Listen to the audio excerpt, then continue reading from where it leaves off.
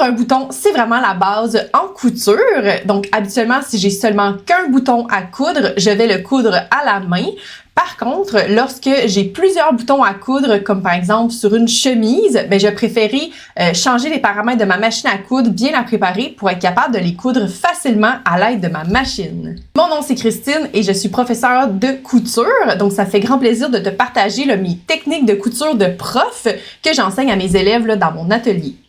Dans cette capsule testée en atelier, je vais vraiment te montrer exactement comment je prépare ma machine pour être capable de coudre des boutons. Tout d'abord, sur mon projet, je vais devoir marquer là où va être situé mes boutons. Donc ici, j'ai déjà 2 boutons de cousu et il me reste plus que le 3e. Donc je vais venir ici mesurer. Habituellement, dans un patron, ça va nous donner les distances entre chacun des boutons ou ça se peut même que tu aies un guide pour les boutonnières. Donc on va venir tracer ici à la craie. Donc, j'ai fait une petite croix pour être capable de savoir exactement où positionner mon bouton. Donc, ici, j'ai mon bouton comme ça. Donc, dans l'exemple ici, ça va être un bouton avec 4 trous. Donc, on s'entend que lorsqu'on a un bouton avec seulement 2 trous, on fait une fois l'étape à la machine. Là, dans ce cas-ci, je vais devoir le faire 2 fois pour être capable de coudre vraiment mon bouton bien en place avec les 2 coutures comme ça. Donc ici, je vais montrer la technique pour coudre un bouton à la machine avec ma machine à coudre Husqvarna. Donc ici, je suis allée au préalable dans mon manuel d'instruction. Puis, je suis allée voir comment exactement on me suggérait de coudre des boutons à la machine. Donc, je te montre ça parce que dans le fond, selon ta machine à coudre, vraiment, ça vaut la peine d'aller voir notre livret d'instruction. Dans mon cas, c'était vraiment spécial. J'avais pas du tout besoin de pied spécial à ma machine. Donc, je souhaitais te montrer cette technique-là parce qu'à la maison, peut-être que tu n'en as pas de pieds pour les boutons, pour coudre les boutons. Mais justement, ça va te présenter comment exactement le faire. Et au contraire, dans le fond, si à ta machine à coudre, tu as un pied pour coudre les boutons, mais tu peux l'ajouter à ta machine. Le fonctionnement va être le même. On va aller faire les mêmes paramètres. Première étape sur la machine à coudre, je vais devoir retirer le pied de ma machine. Donc ici, dans ma machine, c'est facile. J'ai seulement pu tirer sur le pied et pour pouvoir le retirer. Donc comme je disais, dans ma machine à coudre, les boutons se coulent sans pied. Donc ça va être vraiment ici la cheville de ma machine qui va servir à appuyer sur le bouton. Puis bien sûr, je vais devoir le tenir avec mes mains. Donc ceux à la maison qui ont vraiment un pied pour les boutons, ça permet de mieux tenir un petit peu en place le bouton lorsqu'on coud. Prochaine étape à la machine à coudre, je dois faire descendre les griffes d'entraînement parce que je veux pas que le bouton avance. Je veux pas faire casser mon aiguille sur le bouton. Donc ici, ce que je vais faire, je suis allée à l'arrière de ma machine. Je vais retirer ici mon plateau et je vais aller vraiment dans le bas de la machine pour aller faire descendre les dents. Donc ici, dans le fond, les griffes d'entraînement vont être descendues. Donc lorsque je fais descendre les dents, on les a vus ici dans le haut tomber. Donc vraiment, c'est je veux faire dans le fond du surplace lorsque je couds un bouton parce que le bouton, je veux faire plusieurs points un sur l'autre. Donc une fois que les griffes d'entraînement sont bien descendues, on va retourner à l'avant de la machine pour changer les paramètres. Lorsqu'on va coudre le bouton, c'est vraiment l'action de faire un point zigzag. Donc on va aller d'un trou à l'autre. Donc bien sûr, je vais devoir mettre ma machine à coudre en mode zigzag. Donc ici, moi, c'était le numéro 2. Dans mes petits schémas ici, j'ai suivi le schéma de zigzag. Après ça, dans le fond, au niveau de ma largeur de point, ce qui est ici, je vais devoir l'ajuster manuellement lorsque je vais avoir le bouton en place parce que tous les boutons ne sont pas nécessairement de la même largeur. Donc, je vais devoir juste m'adapter lors du premier point en le faisant manuellement avec le volant. Au niveau de ma longueur du point, ça n'a pas vraiment d'importance parce que je vais faire du surplace lorsque je vais coudre. Donc, je peux le laisser à mon indicateur habituel ou je peux le réduire plus petit. Mais vraiment, vu que je vais faire du surplace, ce n'est pas important de changer ça. Et au niveau de mon disque de tension, donc de ma tension de mon fil du haut, je vais le laisser à ma tension régulière. J'ai pas besoin de changer ça. Maintenant que tout est en place, ce que je te suggère de faire, c'est de faire un test, donc une pratique avec ton bouton dans une retaille. Donc, c'est ce que j'ai fait là ici pour me pratiquer avec les boutons parce que vraiment, c'est la première fois qu'on le fait, ça peut surprendre. Il faut quand même avoir un petit peu de pratique. Donc, c'est ce que je te suggère de faire au moins là, 1 ou 2 pratiques pour t'habituer là, à faire des beaux boutons. Donc, ici, je vais me positionner là, avec mon aiguille et ma marque pour mon bouton là, bien aligné. Je vais aller chercher mon bouton. Dans mon cas, vu que je n'ai pas de pied spécial là, pour ma boutonnière, ben, je vais préférer, dans le fond, commencer là, avec les boutons qui sont dans le bas du bouton. Donc, je vais pouvoir venir m'appuyer sur le bouton ici avec la petite cheville là, de ma machine. Donc, on voit ici, là, je me suis juste à côté, vraiment appuyée sur le bouton et je vais commencer avec les 2 boutons du bas. Donc là, ce que je vais faire, c'est vraiment un tour là, manuellement. Donc ici, on voit que mon aiguille percute le plastique. Ce n'est pas bon. Donc ici, je vais changer un petit peu ma largeur de mon point. Je vais venir m'ajuster comme ça ici pour vraiment que le premier point entre dans le premier trou. Et qu'ensuite, au niveau du 2e point, je vois que il rentre bien dans le 2e trou. Donc ça, j'ai pas le choix, je dois vraiment le faire manuellement pour le premier coup. Ici aussi, je te suggère de tenir un peu ton fil du début pour bien que les fils là, soient bien serrés comme ça. Donc ici, j'en ai fait un 2e là, juste pour m'assurer que tout est bien en place. Donc ici, mon fil, là, j'ai bien tendu. Donc, je vois que je suis bien positionnée pour faire mon bouton. Je vais venir le tenir un peu là, de chaque côté vu que j'ai pas de pied à bouton. Et je vais venir faire 5-6 points. 5 comme ça à la machine à coudre. Donc, je vais pas très vite hein, parce que on s'entend que c'est pas... c'est vraiment... La machine me permet de coudre des boutons, mais c'est pas nécessairement une position là, optimale. Là. Je trouve que je suis quand même en équilibre sur le bouton, donc j'aime pas trop ça. Mais vraiment ici, j'ai fait quelques points. On pourrait aussi le faire avec le volant. Hein. C'est déjà beaucoup plus rapide que de le faire à la main. Par la suite, là, j'ai besoin de bloquer en faisant là, des points de surplace à la machine. Donc là, ce que je vais faire, c'est que je vais vraiment mettre la largeur de mon zigzag à 0.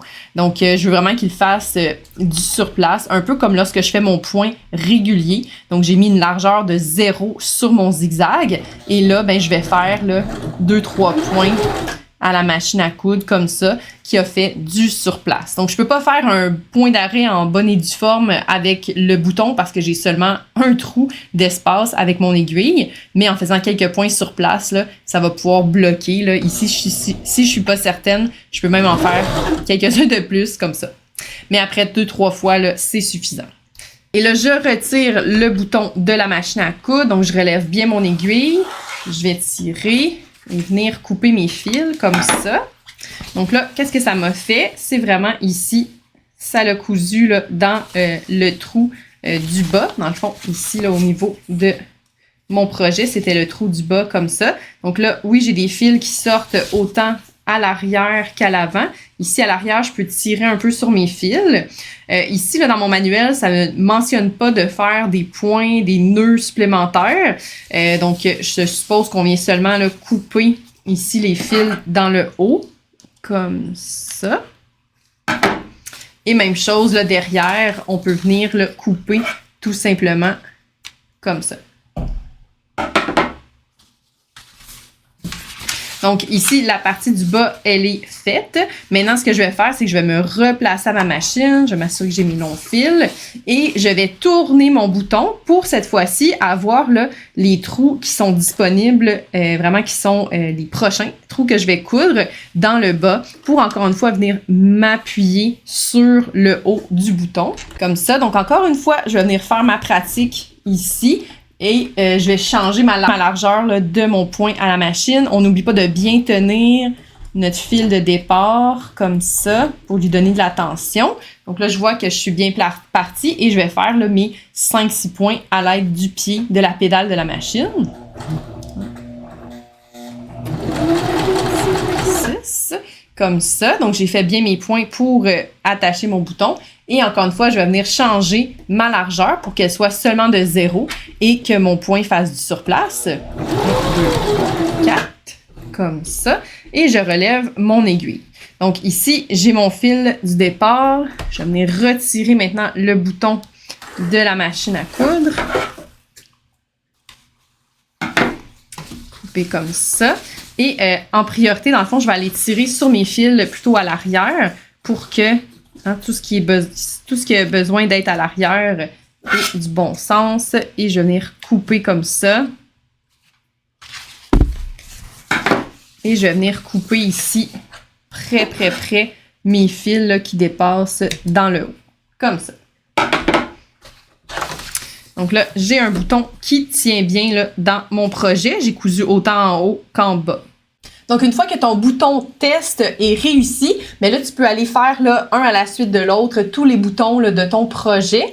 Ce que je te suggère de faire, là, c'est que dès que tu as terminé de coudre les boutons, vraiment de remettre ta machine en place avec les bons paramètres parce qu'on a quand même descendu les griffes d'entraînement, ce qui n'est pas du tout souhaitable lorsqu'on veut faire des coutures et on veut avancer. Donc, vraiment, là, je te suggère de replacer immédiatement ta machine à coudre dans son état d'origine lorsque tu as terminé de faire les boutons. Donc, une question que tu pourrais te poser, c'est est-ce que c'est possible de casser mon aiguille lorsque je couds un bouton à la machine à coudre? Ben, je pense que oui. Si tu vas un petit peu trop rapidement, après 5-6 boutons, si tu te dis, ah oui, let's go, on pèse sur la pédale, ben, ça se peut que ton aiguille percute le bouton et elle casse. Selon moi, c'est pas tant l'aiguille qui va casser que le bouton qui peut craquer et surtout s'il est fait en plastique. Donc, fais vraiment bien attention parce que souvent, je vais le faire un peu à la main et je vais aller très lentement quand même à la machine à coudre pour pas là, casser le bouton. Donc, c'est vraiment quelque chose que c'est intéressant la machine qu'elle puisse coudre le bouton, mais comme je disais, c'est quand même pas une situation très stable. Donc, vraiment, prends ton temps, fais-le bien. Mais je pense qu'avec la pratique, tu vas aussi développer là, un peu plus d'assurance puis avoir là, ta propre méthode pour être capable de bien faire ça. Est-ce que ça fonctionne avec tous les boutons? Ben malheureusement non, parce que si ton bouton est très petit, le zigzag de ta machine à coudre ne fonctionnera pas, il va pas être assez petit pour coudre ton bouton. À l'inverse aussi, si ton bouton est très grand, peut-être que ton zigzag dans ta machine à coudre sera pas assez large pour aller coudre le bouton. Donc vraiment, comme je disais, c'est de faire le test à la machine. Est-ce que je suis capable de le faire par la machine à coudre? Sinon, dans le pire des cas, c'est de le coudre à la main. Donc, au niveau du point d'arrêt de la fin de notre bouton, je t'avoue que je n'aime pas beaucoup là, comment le manuel d'instruction m'a dit de terminer le bouton. C'est vraiment fait comme en usine avec la machine à boutons qui fait seulement des points un par-dessus l'autre et fait quelques points sur place à la fin. Selon moi, c'est quand même possible que le bouton se découe éventuellement parce que avec l'utilisation du bouton, ça peut comme relâcher la tension dans les fils. Donc moi, ce que je te suggère, surtout si t'as pas 20 chemises à coudre, vraiment, c'est de prendre tes fils et peut-être de les amener à l'arrière de ton bouton et d'être capable de faire des nœuds vraiment pour que ça bloque bien ton bouton et que, dans le fond, tous les fils soient justement non visibles sur le beau côté. Moi, je trouvais qu'il restait encore un petit peu de brin de fil sur le beau côté du bouton. Donc, c'était comme pas optimal là, comme finition. Mais vraiment, je pense que tu es capable de faire un beau résultat en amenant avec une aiguille, dans le fond, le fil à travers de l'autre côté là, de ton tissu. Comme je le mentionnais au début, là, c'est très rare que je vais utiliser ma machine à coudre pour coudre des boutons, à moins que j'ai vraiment une série de boutons à coudre. Donc, c'est vraiment un bon petit truc là, à connaître à sa machine à coudre. Puis comme je te disais, vraiment, je te réfère à ton manuel d'instruction pour voir est-ce que toi, tu as un pied à bouton ou est-ce que c'est comme moi, on fait juste appuyer là, vraiment la cheville de notre pied de machine à coudre. Donc, ça peut varier là, vraiment d'une machine à l'autre. Par ailleurs, si tu as souvent de la difficulté avec ta machine à coudre, puis tu commences à te demander là, est-ce que j'ai besoin d'un cours de couture, je t'ai préparé un petit quiz qui pourrait t'aider là, à poser ton propre diagnostic. Donc, le lien est dans la description là, juste ici en dessous. Puis ça pourrait juste t'aider là, à voir est-ce que tu as bien des bonnes bases avec ta machine à coudre ou est-ce que tu aurais besoin plutôt d'un accompagnement. Donc, c'est déjà tout pour cette capsule testée en atelier, puis on se revoit dès la semaine prochaine. Bye bye!